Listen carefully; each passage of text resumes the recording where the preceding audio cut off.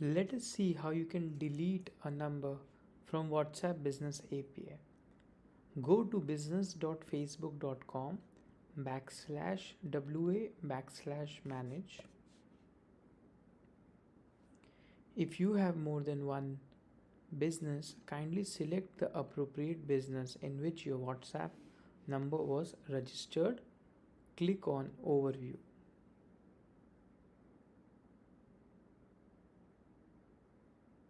If you have more than one WhatsApp accounts or WhatsApp number, kindly select or find your correct phone number which you want to delete. Click on the name here. Now click on phone numbers. You'll see the delete option here. Kindly click on delete. Select the reason as change to WhatsApp. Enter your Facebook password and click on delete.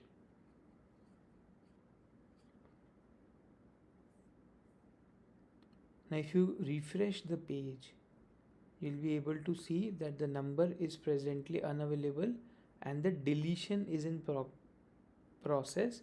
It takes close to 5 to 10 minutes, at times an hour, for the number to get deleted. Thank you.